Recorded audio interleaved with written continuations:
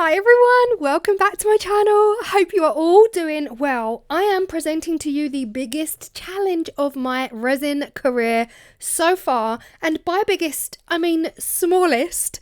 You all know Wendy over at Toonpish Crafts makes her own inlays. Well, a month ago she texted me saying, "Are you up for a challenge? Guys, teach me to say no, please. Teach me to say no." I said, of course, always. In the post I received what must be the world's tiniest silicone inlays, and the tiniest silicone inlays at least I've ever seen, measuring just 5mm or less across. I got them and I was like, are you okay? Are you okay? What do you want me to do with these? Anyway, I decided I'd have a think. How am I going to use these inlays to really show off their maximum potential? I decided to get myself some of these stunning jewellery pieces. These have got closed bezels within them, but equally they're gorgeous earrings, and I figured these would work. So I ordered them on Amazon, they arrived, and boy, have I been putting this video off. I have been putting this off for the longest time. Now, to use silicone inlays in these open bezels, it just wouldn't work because we get the glass domed cabochons that come with these closed bezels. And of course, the only way I'm going to be able to use these silicone inlays at all is to take a mold of the glass cabochons that come in this kit, which means we're going to be able to create our resin pieces, which will take the place of the glass cabochons. Okay, the only way to do that is to make a silicone mold. So I am going to use my cookie cutter and I'm going to use my packing tape to make a silicone mold of a few of the glass cabochons, enabling us to use these ridiculously tiny, should be illegal, silicone inlays. So here I am just laying down a few of the glass cabochons. I want to lay quite a few down. I don't just want to mold 4 or 6 to make sure I've got equal pairs. I figured I might as well mold as many as I can fit into that cookie cutter round, and it was so much easier to lay them down first before putting the cookie cutter down. Now I do have a glove on because I do not want any of my fingerprints, my oily skin, to actually get onto the surface of this glass. I want it to be pristine. So I just made sure I've got 2 of the largest ones, 2 of the squares, 2 of the smallest ones, and so on, just to make sure when it comes to it, I'm going to be able to make a pair of the earrings. I was just blissfully ignorant, blissfully unaware of what the next day was to bring. I'm not even kidding. This was a good day. This was such a relaxing good day. Here I am wrapping the tape up and around the cookie cutter, making sure that it is fully sealed before we pour our silicone in to make our silicone mold. Now, I am using the Let's Resin silicone rubber. I am a Let's Resin silicone rubber ambassador, so the details you need for that will be down below. I love this silicone. I make all of my molds with it. It is perfect. Now, I have mixed both part A and B together for 5 minutes, and I'm just adding in some mica. Now, I'm colouring this purely because usually when I make small molds like this, I like to keep them clear, but the silicone inlays that Wendy made were made with neat silicone, no colour added, and I figured I need to be able to see them because they're so tiny. I figured if my silicone mold is blue, it would help me see the silicone inlays better. Oh, I'm such a fool. I'm such a fool. Oh, this was so much fun, Wendy. I love you. So here I am pouring my silicone. Now, when you make a silicone mold, it's best to pour the silicone from high up, say 1 or 2 feet off the desk. That helps the bubbles release. But this silicone is amazing anyway. It's pretty bubble free. All I had to do the next day was peel back that tape, revealing my silicone mold. I am so sorry right now if you've got tryptophobia. I know this probably is not nice for you, but sorry. I'm sorry. I probably should have put a warning on the screen.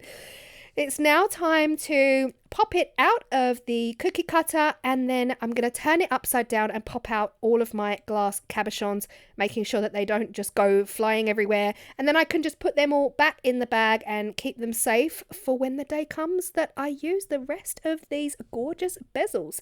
This is what we're looking like. Super shiny.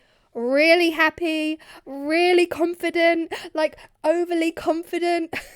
I had no clue what kind of level of challenge this was going to be. But still fun, guys, I have to say, still fun.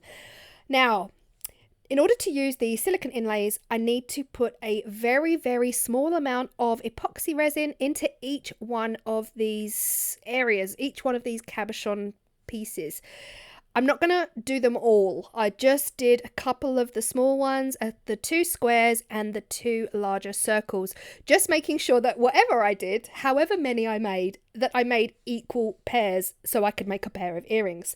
Now, at the moment, I'm just using the lollipop stick, but when it came to the much, much smaller circles, I did decide to use my pipette. I just felt like I had a lot more control over this. And yes, minimal resin required. Minimal. You have to make sure that you don't fully fill them up because we still need to do more to these. We need to give a back coat. I did at this point take my gloves off. Now, I do not recommend using epoxy resin without gloves. I've said it before, I'll say it again. I am all for PPE. I just felt like A, I was going to be super careful not to touch the resin, and B, I felt like I had more control. These were so tiny, so tiny. I felt claustrophobic in the gloves. So it's not ideal. Do not follow me. I do not recommend this practice at all. Please wear gloves when you use epoxy resin. I was super careful not to get it on my hands. Okay, this is where the fun begins. This is when it's time to lay our teeny tiny itsy bitsy silicone inlays down into the resin. Now, easier said than done. I genuinely thought I would just pick them up, simple, and drop them in. But my tweezers, I ended up using 3 different tweezers here, all the same, but they're all the same tweezers, but 3 different pairs. They didn't want to let the inlays go. They didn't want to pick the inlays up. At one point, I felt like I had buried a couple of them in the resin. Now, I probably hadn't. Silicone inlays are fantastic, absolutely fantastic at floating on the surface of the resin. But it truly was a game of Operation. Now, if any of you ever played that game, Operation, where you have to take the dude's like innards out and you set off an alarm, it felt, honestly, I was getting flashbacks from my childhood using these inlays. And at one point, I cannot tell you how tiny these are in real life. Now, we all know what 4 and 5 millimeters looks like, but trying to use them, I was losing my sight. I was losing my sight. This is where I dropped one in. I had to take everything out, clean it back up again. I'm telling you now, if it wasn't Wendy that sent these to me, I would have sent hate mail. I'm kidding. I did text Wendy, and she will verify. I sent her a text about an hour after this, and I was like, okay, you're a masochist. You clearly like to see people in pain. I was like, what made you make these? What made you make these? Jokes aside, they're fantastic. The detail, I cannot actually believe that Wendy made these. The detail in them is pure perfection. The patience it must have taken Wendy to do these, next level. I bow down to you because wow, this is the next day. I was glad it was over. I'm not gonna lie. I was glad it was over. This was the easy part. I say that, but this was the easy part. I'm just using my tweezers to remove the silicone inlays, and I could not believe, well, I could. I could, because it's Wendy. I could not believe the stunning detail that these inlays were leaving behind. This one here was the Santa hat. Now, Santa's hat decided to go on a little journey. It decided to not stay in the middle, and it kind of twisted round and went off to the side a bit, but that's okay. Now, the jumper. I'm showing you this just to bring you along for this journey. This frustrating 3 seconds of my life. Because I'm a sharer, guys. I'm a sharer. And if I go through it, I just feel like you'd want to go through it as well. I could not get this up. Honestly, it came up in the end, but the frustration was real. This is looking absolutely gorgeous. The detail in these inlays. Okay, you might notice that I didn't do any others because I gave up. I quit. I fully quit. Listen, I'm not a quitter. You guys know me. Sometimes something won't go to plan and I'll salvage it. I'll bring it back. I'll slap a tattoo on it, or I'll stick some vinyl over it, or I'll carry on. I'll persevere. This was not one of those days. This was not one of those days. I made enough to carry on. I just didn't put any more inlays into any more of the cabochons. I'm definitely going to come back to this and try another day, but this day was not the day. Now, I am using the chameleon powders from Let's Resin. There's nothing else I would rather use in a project like this. I already know that they're going to be stunning.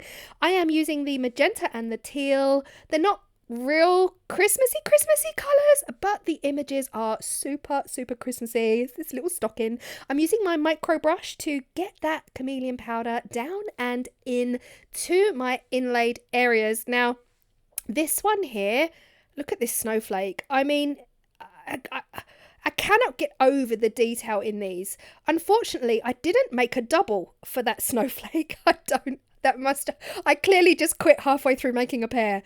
So to fill them up, I'm actually using the black polyurethane. This is the super fast curing polyurethane, and I got this from I Love Mixed Media here in the UK, and the details for that is below with your discount code.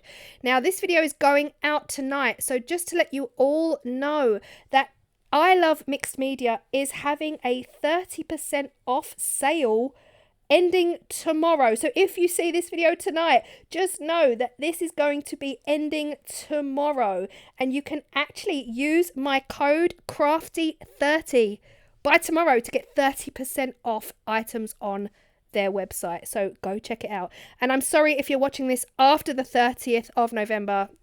It's over. Anyway, this is what we're looking like. This is what we're looking like. Super cute. Honestly, guys, so many of you have said, I love your nails. I love your nails. What colour do you use? What nails do you use? This is when you see the reality. The close-up of the cuticles. I've never had to zoom in more on a video in my entire life. But how adorable are they? Oh my goodness me. The details. Look at the little Christmas jumper. And the bow with the bells. Stop it now. Here we have the Santa hat. We have the bow. Is that bells? Yeah, that's bells, is it? And then we've got the Santa stocking, and then we've got the Christmas hoodie. How beautiful are they? In reality, I can't see these with the naked eye. It was only when I was zooming in on the camera, I was like, oh, wow, they are gorgeous. Like, jokes aside, you can see them with the human eye. But it felt genuinely like I was trying to see the surface of Mars without a telescope. Now, here you see me putting them in. I'm using the 5-minute epoxy. Of course, the jumper had to, because why wouldn't it? The jumper went in upside down because I wasn't quite seeing it properly. Now, the best way to actually move it was to push down on it and swivel your finger around. So you're basically shoving it down and moving it physically with your hand. Once it's in, I could not get it back out. I'm loving it. I'm not gonna lie, guys. I was obsessed at this point. And that color, that actual color against the stainless steel jewelry findings, oh my goodness me.